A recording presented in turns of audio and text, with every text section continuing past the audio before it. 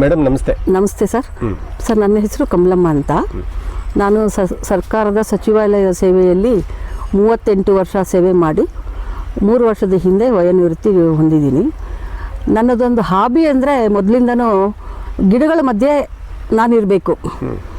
ನಾನು ಕೆಲಸ ಮಾಡ್ತಾ ಇರೋವಾಗ್ಲೂ ಸಹ ಕಬ್ಬನ್ ಪಾರ್ಕ್ ಫುಲ್ಲು ಮತ್ತು ಇದು ಒಂದು ರೌಂಡ್ ಹೊಡಿತಾ ಇದ್ದೆ ಲಂಚ್ ಬ್ರೇಕಲ್ಲಿ.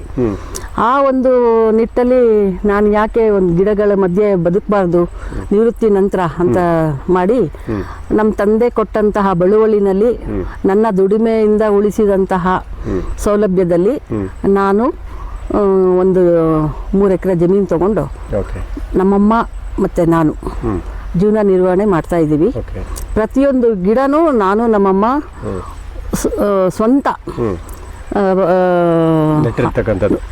ಸ್ವಂತವಾಗಿ ಗುಳಿ ತೋಡಿ ಆ ಗಿಡಗಳನ್ನು ನಾಟಿ ಬೆಳೆಸಿ ಈ ಮಟ್ಟಕ್ಕೆ ಒಂದು ರೂಪ ಕೊಟ್ಟಿದ್ದೀವಿ.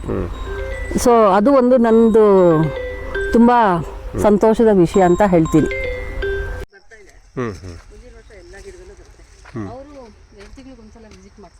ಓ ಕೋಕೋ ಕಂಪನಿಯವರು ಇದೆ ಮೇಡಮ್. ಬೋರ್ ಫೇಲ್ಯೂರ್ ಆಗಿದ್ದು. ಓಕೆ, ನೀರು ಬರಲೇ ಇಲ್ಲ. ನೀರು ತುಂಬ ಇದೆ ಸರ್ ಇದರಲ್ಲಿ. ಕೇಸಿಂಗ್ ಪೈಪು ಮೆಲ್ಟ್ ಆಗೋಗಿದೆ. ಓ ಓಕೆ, ಇದೆ ಬೋರ್ ಫೇಲ್ಯೂರ್ದು.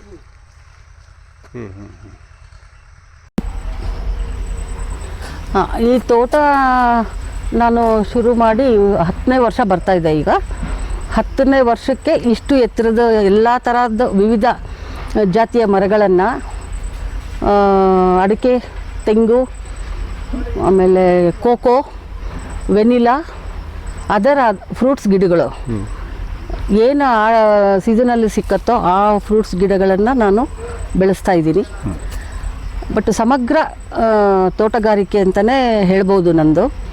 ಸೊ ಅವಿರತ ಶ್ರಮದಿಂದ ಮಾಡಿರೋವಂತಹ ನನ್ನ ಸ್ವಂತ ದುಡಿಮೆಯಿಂದ ಗಳಿಸಿರೋವಂತಹ ಜಮೀನಲ್ಲಿ ನಾನು ಈ ಥರ ಸವಲತ್ತನ್ನ ಪಡ್ಕೊಂಡು ಒಳ್ಳೆ ವಾತಾವರಣದಲ್ಲಿ ಬದುಕ್ತಿರೋದೇ ನನಗೆ ದೊಡ್ಡ ಹಿರಿಮೆ ಅಂತ ಹೇಳಬಲ್ಲೆ. ಹೇಳೋಕ್ಕೂ ನನಗೆ ತುಂಬ ಸಂತೋಷ ಆಗತ್ತೆ. ಸೊ ಹಾಗಾಗಿ ನನ್ನ ಕುಟುಂಬ ವೈವಾಹಿಕ ಜೀವನದಲ್ಲಿ ಅನೇಕ ಎಡರು ತೊಡರು ತೊಂದರೆ ಅನುಭವಿಸಿದ್ರು ಭಗವಂತ ಎಲ್ಲೋ ಒಂದು ಕಡೆ ದಾರಿ ಕೊಟ್ಟು ಸುಗಮ ದೃಷ್ಟಿಯಿಂದ ನಡೆಸ್ಕೊಂಡು ಹೋಗ್ತಾ ಇದ್ದಾನೆ. ಅದಕ್ಕೆ ನಾನು ದೇವರಿಗೆ ತುಂಬ ಧನ್ಯವಾದಗಳನ್ನು ಅರ್ಪಿಸ್ತೀನಿ. ನಿತ್ಯ ನನ್ನಲ್ಲಿ ಏನಾಗುತ್ತೋ ಆ ಸೇವೆನ ನನ್ನ ಭೂಮಿಗೆ, ನನ್ನ ಗಿಡಗಳಿಗೆ ಕೊಡ್ತಾಯಿದ್ದೀನಿ. ಇಷ್ಟು ಹೇಳ್ಬೋದು ಸರ್ ನಾನು.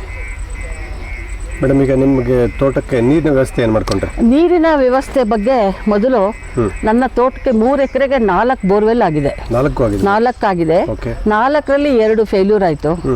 ಇನ್ನು 2 ಇತ್ತೀಚೆಗೆ ಒಂದನ್ನು ಹಾಕಿಸ್ಕೊಂಡೆ. ಅದರಲ್ಲಿ 1.5 ಇಂಚು ನೀರು ಬಂತು. ಇನ್ನೊಂದರಲ್ಲಿ 1.5 ಇಂಚು ನೀರಿತ್ತು.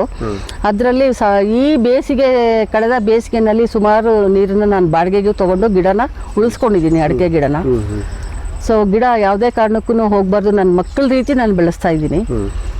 ಸೊ ಹಾಗಾಗಿ ಮೇಡಮ್, ಈಗ ಬೋರ್ ಹಾಕ್ಸಿದ್ರೆ ನೀರು ಬಂತು. ಈ ವರ್ಷ ಕಡಿಮೆ ಆಯಿತು ನೀರು. ಈ ವರ್ಷ ತುಂಬ ಕಡಿಮೆ ಆಯಿತು, ಬಿಸಿಲು ತುಂಬ ಇತ್ತು. ಕಡಿಮೆ ಸಂದರ್ಭದಲ್ಲಿ ನನಗೆ ದೇವರಾಜ ರೆಡ್ಡಿ ಸರ್ ಅಂತ ಹೇಳಿ ನಮ್ಮ ಆತ್ಮೀಯರಿಂದ ಇವರ ಪರಿಚಯ ಆಯಿತು. ಅವರ ಮುಖಾಂತರ ನೀವು ಪ್ರಾಜೆಕ್ಟನ್ನ ಮಾಡಿ ಮಳೆ ಹನಿ ನೀರಾವರಿ ಒಂದು ಯೋಜನೆಯನ್ನು ತಗೊಳ್ಳಿ, ಅವರಿಂದ ಅಂತರ್ಜಲ ತಜ್ಞರು ಅವರು, ಅವರಿಂದ ನೀವು ಮಾಡಿಸಿದ್ರೆ ಒಂದು 20-25 ವರ್ಷ ನೀರಿನ ಬವಣೆ ತಪ್ಪುತ್ತೆ ಅಂತ ನನಗೆ ಸಲಹೆ ಕೊಟ್ಟರು. ಹಾಗಾಗಿ ಅವರನ್ನು ಮೊಬೈಲ್ ಮೂಲಕನೇ ಸಂಪರ್ಕಿಸಿ ಅವರು ನನಗೆ ಒತ್ತಾಸೆ ಕೊಟ್ಟು ನನ್ನ ತೋಟಕ್ಕೆ ಬಂದು ನಿಂತು ಅವರ ಒಂದು ಟೀಮ್ಗೆ ಸಲಹೆ ಕೊಟ್ಟು ಕೆಲಸ ಮಾಡಿಸಿ ನೀರು ಬವಣೆನ ತಪ್ಪಿಸಿದ್ದಾರೆ. ಅದಕ್ಕೆ ನಾನು ತುಂಬ ಚಿರಋಣಿ, ಅವರಿಗೆ ಧನ್ಯವಾದ ಹೇಳ್ತೀನಿ.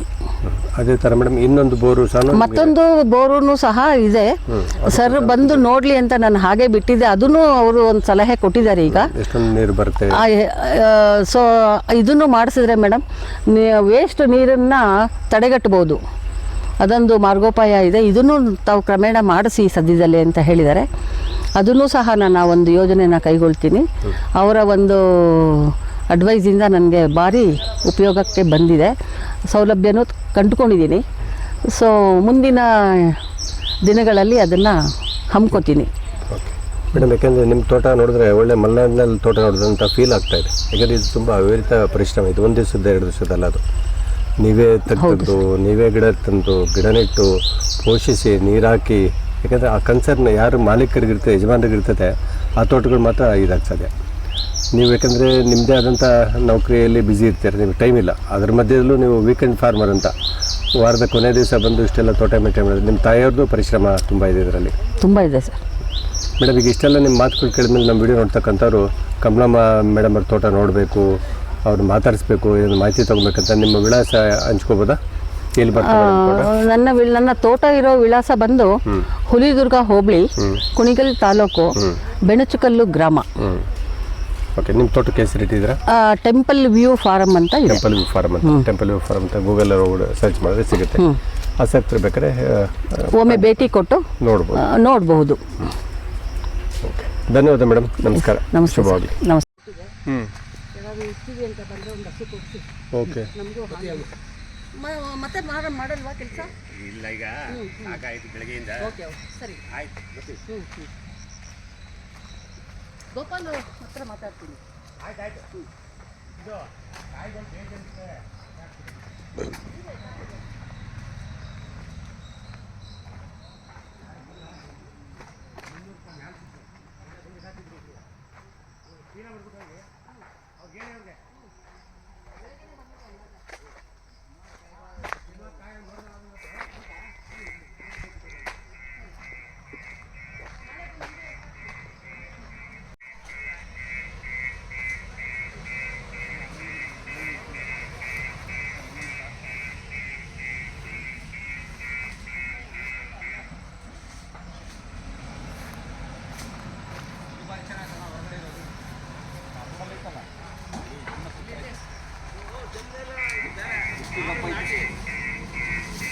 ಅದರಲ್ಲಿ ಇಲ್ಲ ಅಲ್ಲ.